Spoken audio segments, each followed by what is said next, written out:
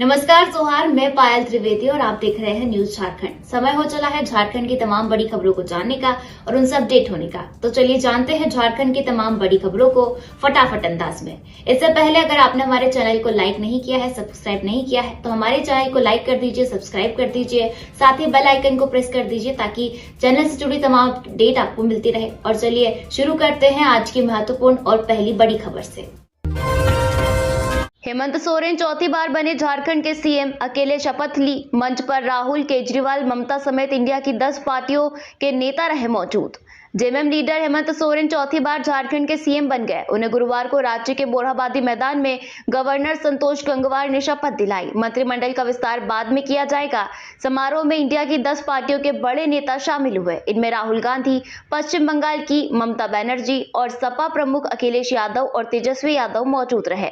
दोपहर 3 बजे हेमंत सोरेन अपने पिता शिबू सोरेन को हाथ पकड़कर समारोह स्थल ले गए।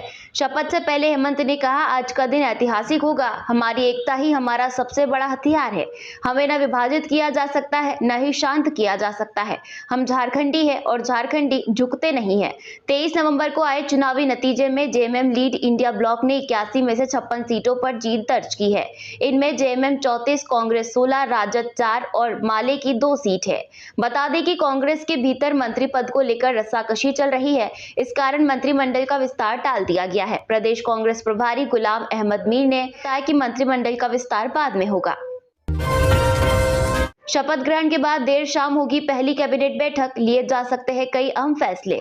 मुख्यमंत्री हेमंत सोरेन के शपथ ग्रहण के बाद अब देर शाम कैबिनेट की पहली बैठक होगी। इस बैठक में झारखंड विधानसभा का विशेष सत्र बुलाने का फैसला लिया जा सकता है ताकि विश्वास मत हासिल किया जा सके। बैठक में झारखंड के सबसे बड़े पुरस्कार का नाम बदलकर भगवान बिरसा मुंडा भगवान सिदो कान्हू पुरस्कार करने का प्रस्ताव भी पेश हो सकता है। इसके अलावा राज्य के जरूरतमंद परिवारों को राहत देने के लिए रसोई गैस सिलेंडर को 450 रुपए में उपलब्ध कराने की योजना पर भी मुहर लगने की संभावना है। झारखंड सरकार ने शहीद अग्निवीर अर्जुन महतो के परिजनों को दिया 10 लाख का मुआवजा और एक आश्रित को नौकरी।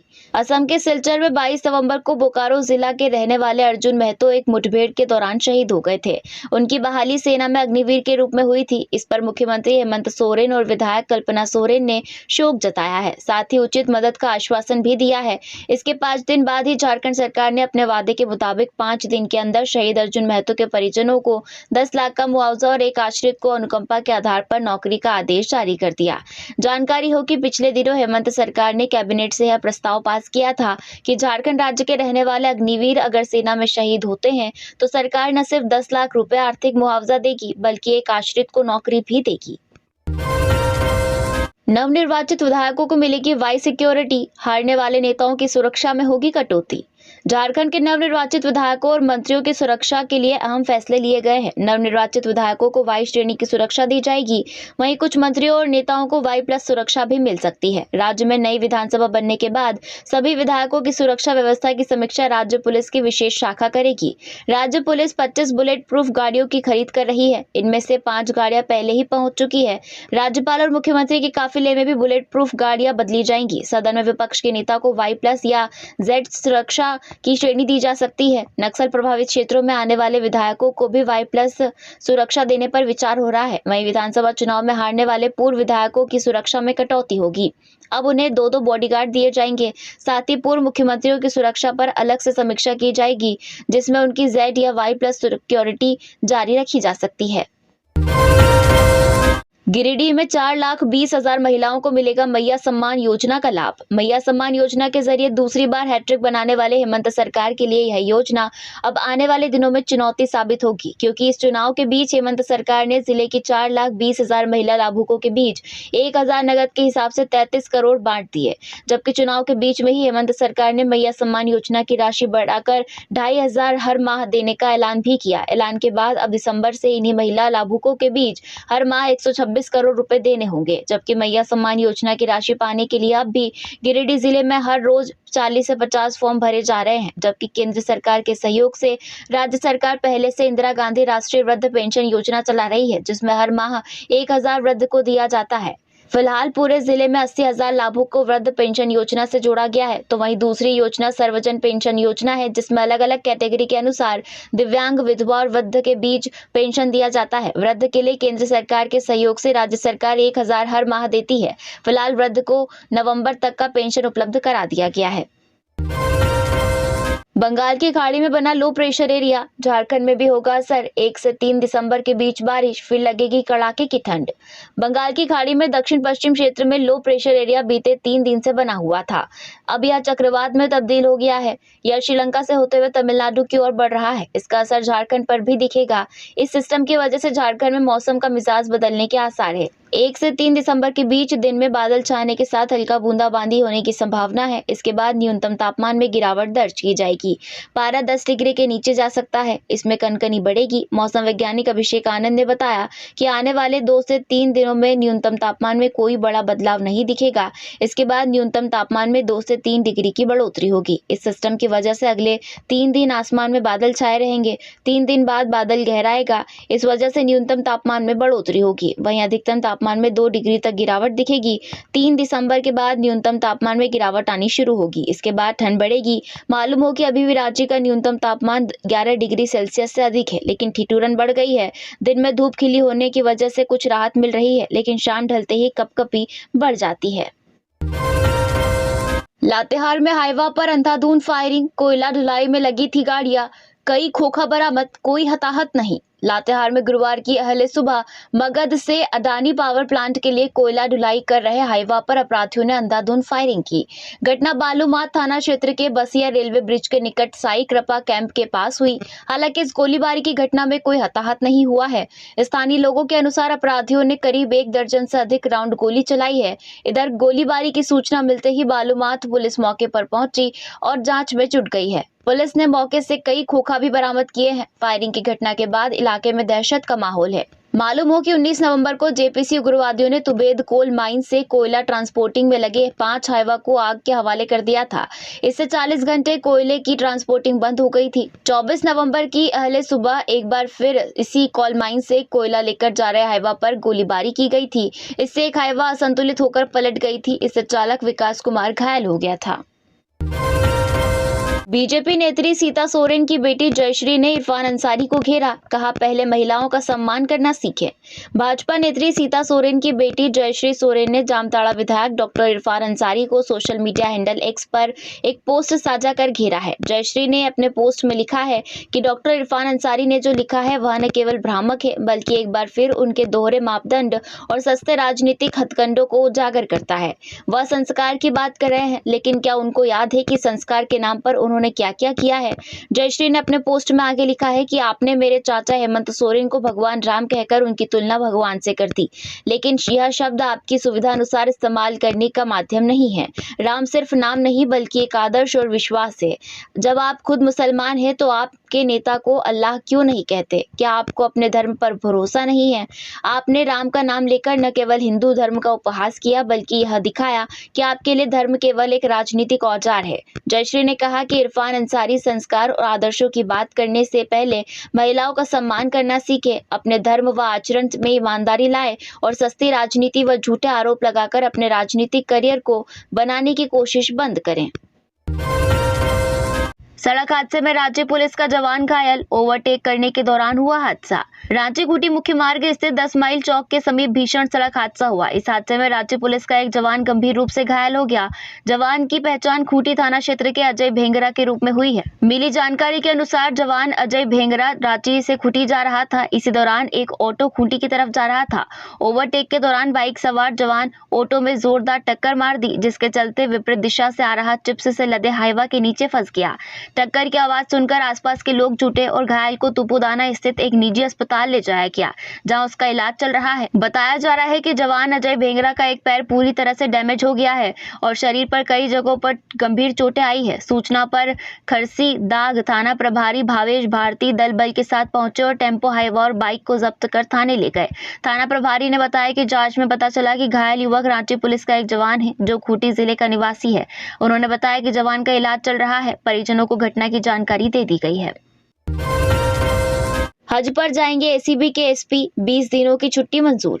भारतीय पुलिस सेवा के अधिकारी सादिक अनवर रिजवी हज पर जाएंगे। सरकार ने उनके आवेदन के आधार पर 20 दिन की छुट्टी मंजूर कर दी है। सादिक अनवर अभी पुलिस अधीक्षक भ्रष्टाचार निरोधक ब्यूरो झारखंड राज्य के पद पर कार्यरत है। अखिल भारतीय सेवाएं छुट्टी नियमावली के तहत 22 दिसंबर 2024 से 10 जनवरी 2025 तक कुल 20 दिनों के उपार्जित अवकाश की स्वीकृति प्रदान की गई है।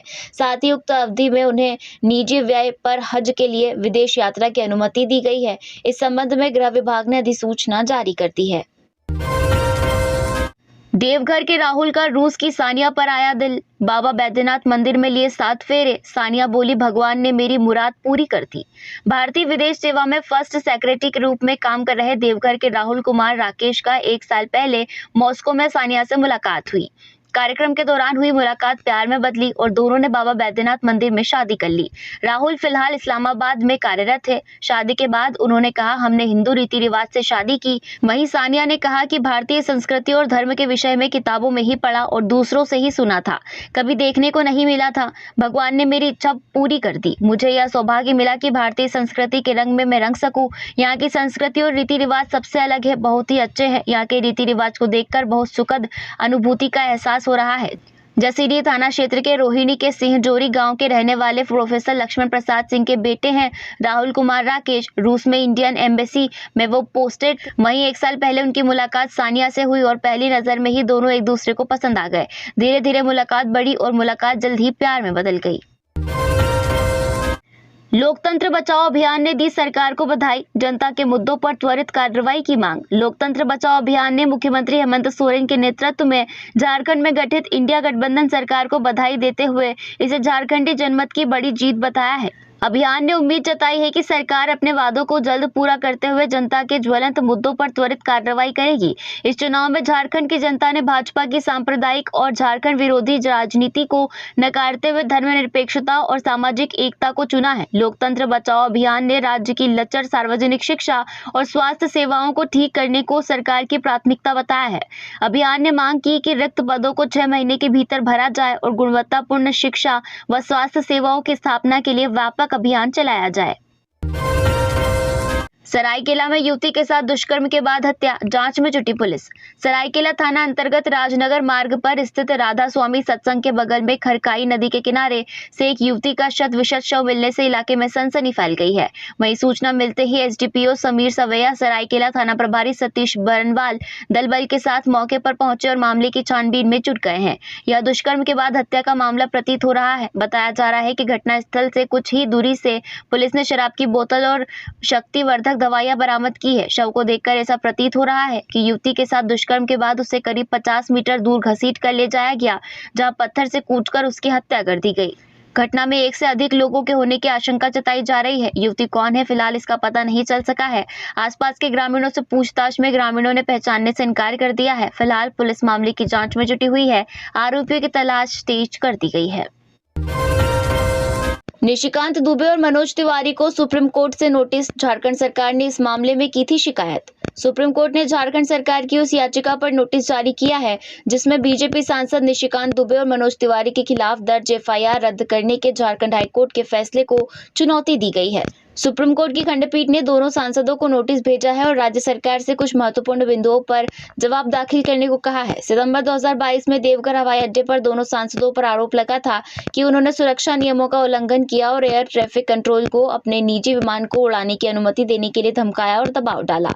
झारखंड हाईकोर्ट ने एफआईआर को दर्ज करते हुए कहा था कि यह आईपीसी के तहत नहीं आता क्योंकि विमान अधिनियम 1934 एक विशेष कानून है और इसकी धारा 12B के तहत केवल डीजीसीए को शिकायत की जा सकती है। राज्य सरकार ने सुप्रीम कोर्ट में तर्क दिया है कि यह मामला आईपीसी के तहत भी आता है और इसे विमान अधिनियम तक सीमित नहीं किया जा सकता। सरकार ने कहा कि हाईकोर्ट ने सामान्य कानून और विशेष कानून के बीच गलत निर्णय कानून दिया है। सरकार का कहना है कि जब सुरक्षा नियमों का उल्लंघन करके हवाई अड्डे की सुरक्षा खतरे में पड़ी हो तो विमान अधिनियम के प्रावधान आईपीसी पर हावी नहीं हो सकते। सुप्रीम कोर्ट अब इस मामले की सुनवाई करेगा और तय करेगा कि एफआईआर रद्द करने का हाईकोर्ट का फैसला सही था या नहीं। 14वीं हॉकी इंडिया सब जूनियर महिला राष्ट्रीय चैंपियनशिप 2024 झारखंड ने छत्तीसगढ़ को किया परास्त। 26 नवंबर से 6 दिसंबर तक सिकंदराबाद तेलंगाना में आयोजित 14वीं हॉकी इंडिया सब जूनियर महिला राष्ट्रीय चैंपियनशिप 2024 में गुरुवार को छत्तीसगढ़ और झारखंड के बीच मैच हुआ। इसमें झारखंड ने 5-0 गोल से शानदार जीत हासिल की। एमडीएम की कुकिंग कॉस्ट राशि बढ़ी, 1 से लागू। केंद्र सरकार ने मध्याह्न भोजन योजना के तहत दी जाने वाली कुकिंग कॉस्ट की राशि बढ़ा दी है। अब पहली से 5वीं तक प्रति छात्र छात्रा के हिसाब से 6.19 रुपए दिए जाएंगे, जबकि छठी से 8वीं तक हर विद्यार्थी के हिसाब से 9.29 रुपए दिए जाएंगे। बढ़ाई गई राशि 1 दिसंबर 2024 से लागू की जाएगी। केंद्रीय शिक्षा मंत्रालय के स्कूली शिक्षा और साक्षरता विभाग ने कुकिंग कॉस्ट रिवीजन का निर्देश जारी कर दिया है। केंद्रीय शिक्षा मंत्रालय के निर्देश के अनुसार बाल वाटिका और प्राइमरी कक्षाओं के एक विद्यार्थी के लिए अब केंद्र सरकार 3.71 रुपए और राज्य सरकार 2.48 रुपए देगी। वहीं माध्यमिक कक्षाओं के बच्चों के लिए प्रति विद्यार्थी के हिसाब से केंद्र सरकार 5.57 रुपए और राज्य सरकार 3.72 रुपए खर्च करेगी। वर्तमान में प्राइमरी के प्रति विद्यार्थी के लिए 5.45 रुपए और माध्यमिक कक्षा के हर विद्यार्थी के लिए 7.95 रुपए दिए जाते हैं। इस आधार पर प्राइमरी के बच्चों की कुकिंग कॉस्ट राशि 74 पैसा और अपर प्राइमरी के बच्चों की कुकिंग कॉस्ट राशि 1.34 पैसा बढ़ी है। शिक्षा मंत्रालय ने इसकी सूचना स्कूली शिक्षा व साक्षरता विभाग के सचिव को भेज दी है। साहिबगंज में शादी की खुशियां मातम में बदली, शाम को बेटे की शादी, सुबह हो गई पिता की मौत। साहिबगंज जिले के एक घर में शादी की खुशियां उस वक्त मातम में बदल गई जब बेटे के विवाह से पहले पिता की मौत हो गई। मामला जिले के रांगा थाना क्षेत्र के बड़ा दिग्दी गांव का है। गांव में खुशी का माहौल था। परिवार में मंगल गीत गाए जा रहे थे। अजय मंडल के बेटे सुजन मंडल की शादी थी। शाम को बारात निकल ली थी। इससे पहले सुबह में अजय मंडल की मौत की खबर आ गई। इस अनहोनी ने पूरे गाँव को गम से भर दिया। मालदा रेल मंडल के हरवा बाकोड़ी रेलखंड के दिग्दी फाटक के पास बुधवार सुबह अज्ञात ट्रेन की चपेट में आने से 38 वर्षीय अजय मंडल की मौत हो गई। जैसे ही घर में इसकी खबर पहुंची, शादी में शामिल होने के लिए आए रिश्तेदार भी रो पड़े। मृतक अजय मंडल के पुत्र सुजन मंडल की शादी बुधवार 27 नवंबर को होनी थी। परिजनों ने बताया कि अजय मंडल बुधवार सुबह शौच करने घर से निकले थे। आशंका जताई जा रही है कि वापस लौटते वक्त कोहरे के कारण ट्रेन की चपेट में आ गए होंगे। घटना की सूचना रांगा थाना को मिली तो थाना प्रभारी मौके पर पहुंचे। शव को कब्जे में लेकर पोस्टमार्टम के लिए राजमहल भेज दिया। थाना प्रभारी ने कहा कि यूडी केस दर्ज कर लिया गया है। हिंदी अंग्रेजी गणित के लिए होगी प्रतियोगिता। झारखंड में पहली बार 2री से 5वीं तक के छात्र छात्राओं के लिए वर्ल्ड पावर चैंपियनशिप की तर्ज पर राज्य स्तरीय fundamental literacy and numeracy championship होने जा रही है। 8 दिसंबर तक छात्र छात्राएं रजिस्ट्रेशन करा सकेंगे। चैंपियनशिप के लिए बुधवार को राज्य कार्यक्रम पदाधिकारी अभिनव कुमार के मार्गदर्शन में ऑनलाइन समीक्षा बैठक हुई। इसमें चैंपियनशिप के लिए कार्य कर रहे नागरिक सामाजिक संगठनों के प्रतिनिधियों ने भाग लिया। अभिनव कुमार ने कहा कि जिलों में कार्य कर रहे संगठन इस प्रतियोगिता में सक्रिय भागीदारी के लिए अपना सकारात्मक प्रयास जारी रखेंगे ताकि झारखंड को FLN संपन्न राज्य बनाया जा सके। इसके साथ ही उन्होंने बताया कि राज्य स्तरीय चैंपियनशिप के लिए अब तक 4 लाख से अधिक छात्रों और 71,000 से अधिक शिक्षकों ने पंजीकरण करा लिया है। अमन साहू गिरोह के मयंक सिंह ने झारखंड के 5 जिलों में काम कर रहे कारोबारियों को चेताया। अमन साहू गिरोह के मयंक सिंह से झारखंड के 5 जिलों में काम कर रहे कारोबारियों को चेतावनी दी है। सोशल मीडिया पर मयंक सिंह नाम के फेसबुक अकाउंट पर पोस्ट करते हुए कहा गया है कि चतरा, हजारीबाग, रामगढ़ समेत 5 जिलों में काम कर रहे कारोबारी पहले मुझे मैनेज करे, उसके बाद ही काम करे, वरना अंजाम भुगतने के लिए तैयार हैं। गौरतलब है कि अमन साहू गैंग के सुनील मीणा उर्फ मयंक सिंह को गिरफ्तार करना झारखंड पुलिस के लिए चुनौती बना हुआ है। सुनील मीणा मूल रूप से राजस्थान के श्रीगंगानगर जिले घड़िस्तान के नई मंडी का रहने वाला है। सुनील लॉरेंस बिश्नोई गैंग के विश्वस्त लोगों में भी रह चुका है। ईडी की टीम पर हमला, एडिशनल डायरेक्टर घायल। दिल्ली में ईडी की टीम पर हमले की खबर आ रही है। बताया जा रहा है कि बिजवासन में जांच एजेंसी को टारगेट बनाया गया है। ईडी की टीम साइबर क्राइम मामले की जांच के लिए पहुंची थी। एएनआई के मुताबिक ईडी की टीम पर 5 लोगों ने हमला किया है। इसमें एक भाग गया। परिसर को सुरक्षित कर लिया गया है और FIR दर्ज की जा रही है। घटना में ईडी के एक एडिशनल डायरेक्टर घायल हो गए। जानकारी के मुताबिक साइबर अपराध मामले की जाँच कर रही ईडी की टीम पर गुरुवार को आरोपियों ने हमला कर दिया। घटना बिजवासन इलाके में उस समय हुई जब जांच एजेंसी की टीम मामले की जांच के लिए पहुंची थी। स्थानीय पुलिस स्थिति को संभालने के लिए पहुंची। अधिकारियों की सुरक्षा सुनिश्चित करने के लिए तुरंत उपाय किए गए। आपके घर पहुंचेंगे वॉलेंटियर, जांचेंगे शरीर के त्रिदोष। शरीर के मुख्यतः त्रिदोष वात पित्त कफ का पता लगाने के लिए अब आपके घर वॉलेंटियर आएंगे। आयुष विभाग के ये वॉलेंटियर नागरिकों के शरीर की प्रकृति का परीक्षण कर समस्या का समाधान भी बताएंगे। सेहत से जुड़ी ये सभी जानकारियां मोबाइल ऐप पर प्राप्त होगी। इसके लिए देश का प्रकृति परीक्षण अभियान का पहला चरण 26 नवंबर से शुरू हुआ है, जो 25 दिसंबर तक चलेगा। इसमें 18 साल और इससे ऊपर के नागरिकों को शामिल किया जाएगा। अभियान को सफल बनाने के लिए आयुष निदेशक झारखंड सीमा कुमारी उदयपुरी ने बुधवार को वीडियो कॉन्फ्रेंसिंग से सभी जिलों के चिकित्सा पदाधिकारियों के साथ बैठक की। उन्होंने बताया कि इसका उद्देश्य लोगों को उनकी प्रकृति के आधार पर स्वास्थ्य संबंधी जानकारी देना है। इससे बीमारियों की रोकथाम हो सकेगी। संविधान दिवस पर मंगलवार को अभियान की शुरुआत राष्ट्रपति द्रौपदी मुर्मू के प्रकृति परीक्षण के साथ की गई। तो ये थी झारखंड की आज की टॉप बड़ी खबरें। ऐसी ही झारखंड की टॉप बड़ी खबरें और छोटी खबरें जानने के लिए हमारे चैनल न्यूज झारखंड को सब्सक्राइब करें और बेल आइकन को प्रेस करें। धन्यवाद।